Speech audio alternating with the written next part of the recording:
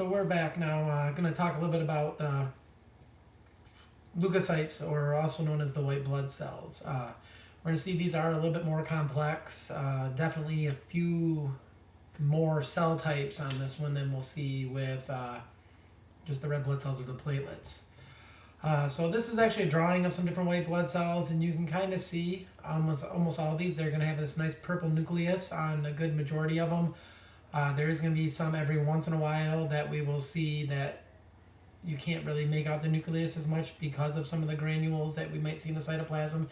And that is going to be one of our biggest indicators in terms of different white blood cells from one another, is going to be some of these cytoplasmic granules that are present in these different leukocytes.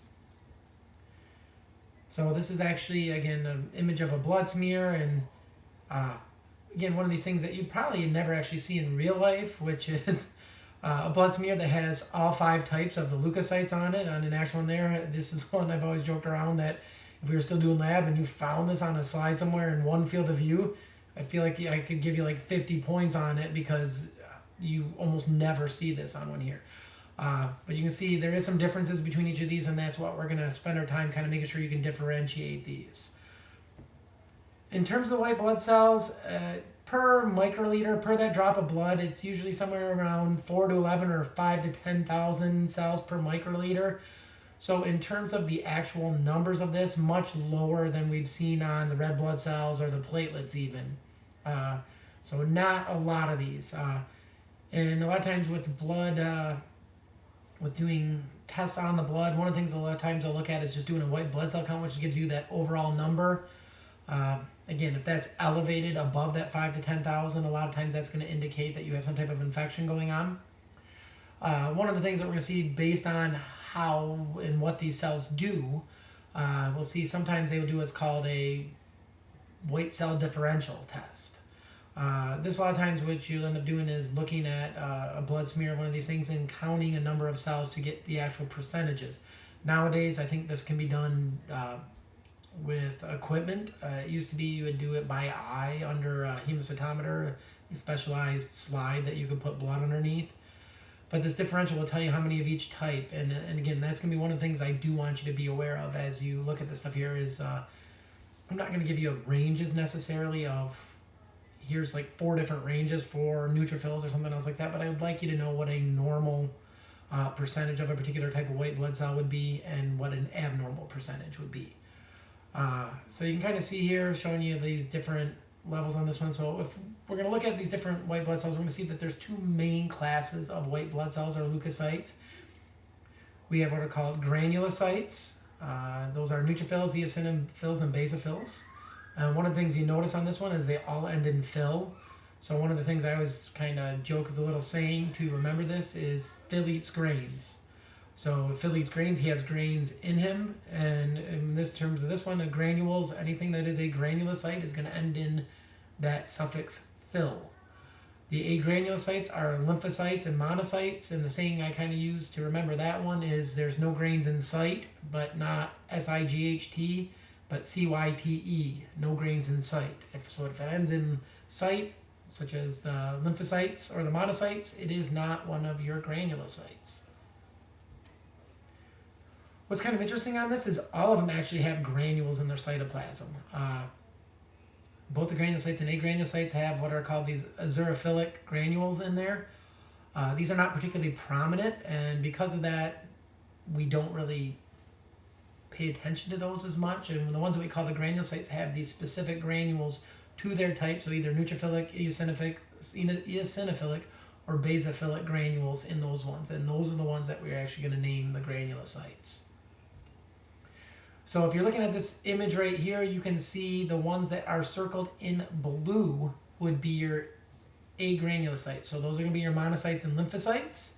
And the ones that are circled in red would be the granulocytes. So those are going to be your neutrophils, eosinophils, and basophils. And like I said, we will go into shortly how to differentiate each of those. And at the end of this, I will pull up again one of those blood slides and show you some examples of each of them as I can find them. So neutrophils, pretty wide range on these. Usually, I mean, I've seen books say 55 to 70%. I've seen 45 to 75. That's kind of the range I put on the slideshow here. But again, just knowing that these are definitely going to be the most common type of lymphocyte. Really depends, again, like I said, which textbook and who is writing it a little bit on these ones. These are definitely about twice the size of a red blood cell. And what kind of differentiates these from everything else is of the granulocytes, these are not going to have the most distinct of the granules. But they do have some cytoplasmic granules that are a little bit finer. And the other thing you'll see in these ones is they have this multi-lobe nucleus, anywhere from like 2 to 5 lobes in the nucleus. One of the other names for these are polymorphonuclear leukocytes is the other nickname for these. So you can see the arrows pointing at a number of these ones. You can see the multi-lobe nuclei on the drawing here with the different granules in the cytoplasm. I'm not going to really worry about having you differentiate a normal neutrophil from an immature one, but generally those immature neutrophils are going to tend to have less lobes in the nuclei. And you can kind of see that here. The one on the right here, that would be a normal neutrophil. That's a lymphocyte. A monocyte, you can see an abnormal one here is generally going to have this more of a U-shaped nucleus. The granules, again, going to become more prominent when there's an infection present also. What do the neutrophils do? Well, these are phagocytes. So if you remember phagocytes, these are something that would come along and engulf something and digest it and break it down. In the case of neutrophils, they are not picky eaters. I mean, they are picky eaters. They tend to be phagocytes of bacteria only.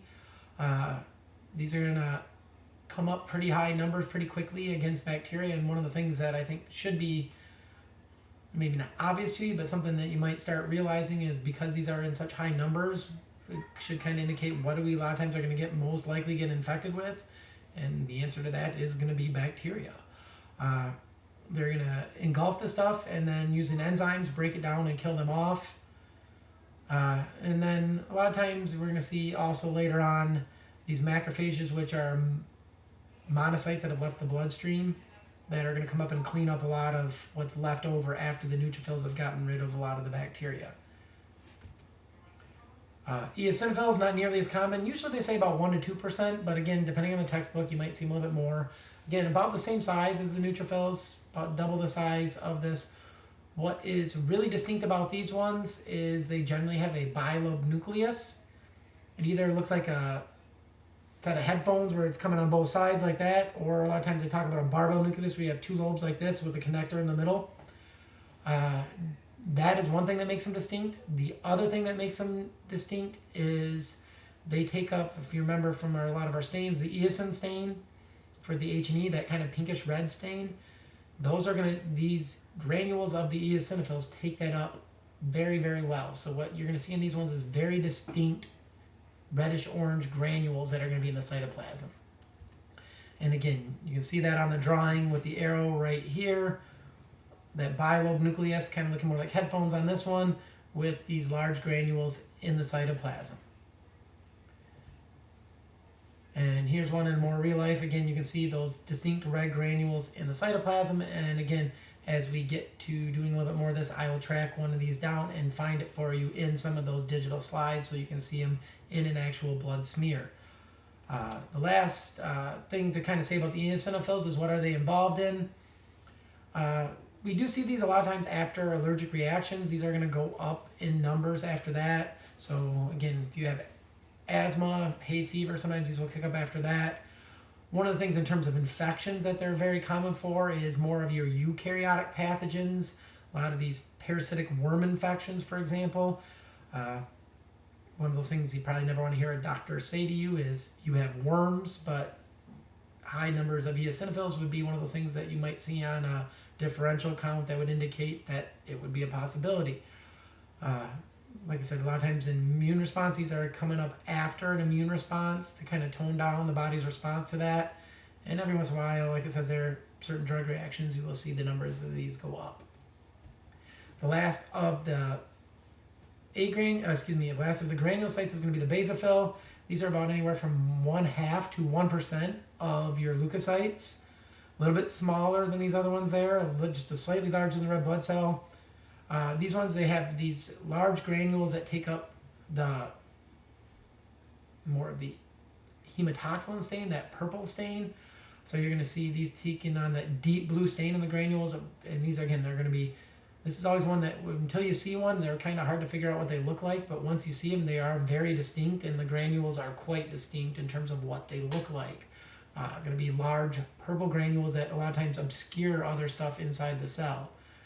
Like I said, they're definitely an irregularly shaped nucleus, but again, a lot of times you don't see it because the granules are so distinct on this. And again, this one is really involved in kind of triggering inflammatory responses. It's going to release things like heparins and histamines to try to draw other cells there. Kind of a cell that's going to be involved in, I would say, kind of calling in the cellular cavalry to fight off some type of infection. And again, you can see it on the drawing right here. These large purple granules, again, almost obscuring the nucleus. And you can see, again, in real life, and on actual blood smear, you can see these, again, large granules, very distinct. In terms of the two different types of agranulocytes, we're going to have the lymphocytes.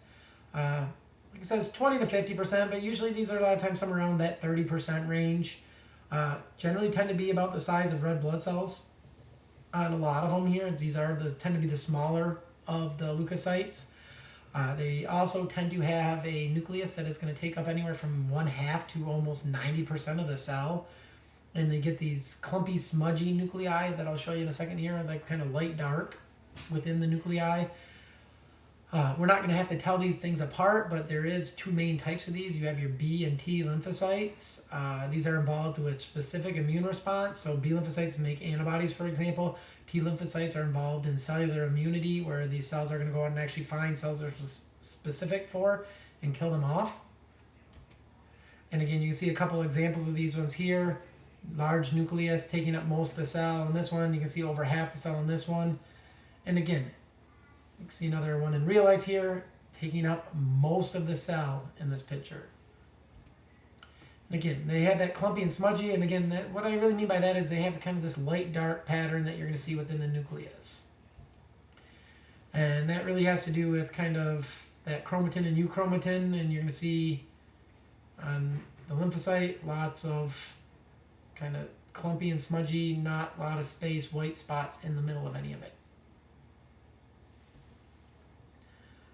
Like I said, the B lymphocytes, and I'm not so worried that you know that they're about 15% of the circulating lymphocytes, but these are the ones that develop in bone marrow in humans, and that's why they kind of bone marrow derived or B lymphocytes. These are going to be the cells, like I said, that will make antibodies against infections. It's kind of one of those things that when you get a vaccine, it's going to be the B lymphocytes that recognize this and end up making antibodies that you will continue to make throughout your life against those things that you're immune to, that you've been vaccinated for. The T lymphocytes, a little bit more common. These are the ones that start out in the bone marrow with all the other blood cells, but then are going to migrate to the thymus in humans. Thymus-derived lymphocytes or T lymphocytes. These are what we refer to as either cytotoxic or helper T cells. Cytotoxic T cells are cells that are really involved in kind of cell-to-cell killing. So these are going to kill foreign cells specifically based on antigens that are present on them. The helper T cells are going to be helping to manage the T lymphocytes as well as the B lymphocytes to coordinate this immune response. And the last of these ones is the monocytes. I've seen these, like it says 1 to 8 there, but I've seen 8 to 15% even in some textbooks. Tend to be the largest of the leukocytes. What you can usually see is a kind of cell that's a little bit larger, and you're going to have this either dented or kind of U-shaped or kidney bean shaped nucleus in these. And the cytoplasm, like it says there, kind of a grayish blue color. Dishwasher looks a little bit messy. They're actually kind of sometimes easy to confuse with neutrophils. Does have some little granules that you can sometimes see, but again, not as distinct as what you would see in the neutrophils. Really, the main thing I would say to look at to differentiate these is going to be a lot of times looking at that nucleus, and you don't see really the lobedness to the monocytes that you would see in the neutrophils. So you can kind of see a neutrophil right next to it here, where you have that dishwater look to it, like a dirty one here, but you don't see the dark stuff on this nucleus here. That would be the monocyte right here. This would be a neutrophil. That is a lymphocyte. What are monocytes? These are, again, phagocytes. A little bit less picky eaters. These are going to be destroying bacteria, but also a lot of other foreign substances, infected cells, remnants of cells. These are definitely going to be involved in eating most of that. There is some that are specific to certain areas, like microglial cells that we'll talk about in the nervous system. Those are actually monocytes that are only present in the central nervous system. You have Kupffer cells that are only present in the liver. You have these alveolar macrophages, sometimes called dust cells, that are only present in the lungs, for example. And what the job of these to do is to kind of act as sentries that are going to go around and actually engulf foreign cells and stuff that shouldn't be around in the body. So with the digital slides here today, I'm going to kind of have you take a look at these ones, see if I can show you some of the different white blood cell types. To start out with, this one, if you look at the top here, this is from that University of Michigan one again here. This is the one that is the 86 times magnification one that they did a zoom in on. The reason I picked this one is there is a couple of basophils that I'm going to actually start out with that I know right where they're at, and that will allow us to be able to see that a little bit better. So if we look and zoom in on this upper corner right here, and we zoom in a little bit more. All right, so looking at this one here, you can see these two cells right here, and I can actually zoom in on them a little bit more. Those would be those distinct basophils. So you can see where I have the cursor on these two here. Those are basophils. You can see the large distinct granules on here, purple on both of these ones here. There is a nucleus in behind that. You can see it's about a little bigger than a red blood cell, not way larger.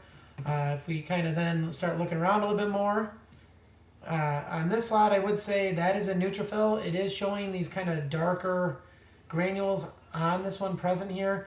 That is not an eosinophil though. That would be a neutrophil. If we scan around a little bit more, I'm going to zoom out just a second here. And again, slide to slide show on this, you will see some differences on some of these. So let's see here. That would be a neutrophil. That one would also be a neutrophil. Another neutrophil, another neutrophil. If we keep scanning around here, let's see if we can find something else. So far, everything I've seen is looking like a neutrophil. There we go. Let's zoom in on this one in the center here.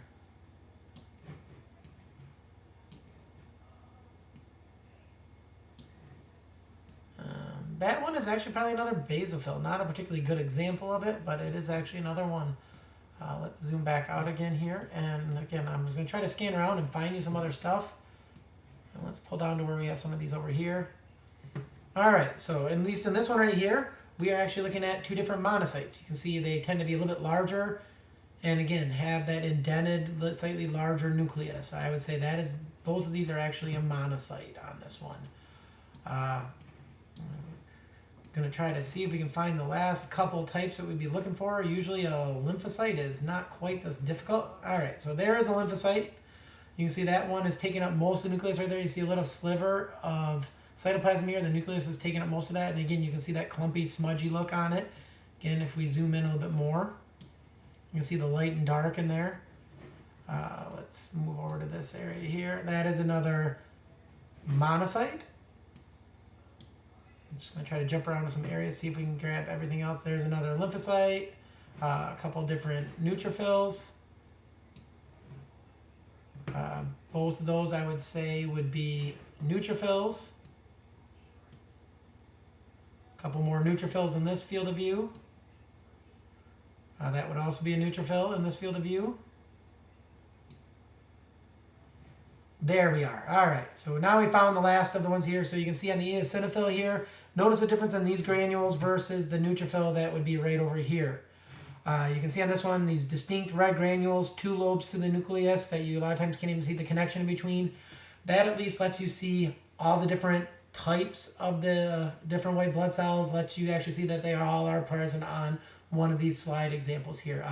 Good luck trying to find them yourself. It'll take a little while. Again, if you have some questions, these are things that as we get to doing a little bit more of the live Zoom shows, as we get into that next week, we can look at some stuff here. If you share your screen, I can maybe try to give you some ideas of what you might be looking at on some of those, or do it a little bit live with you and try to determine it.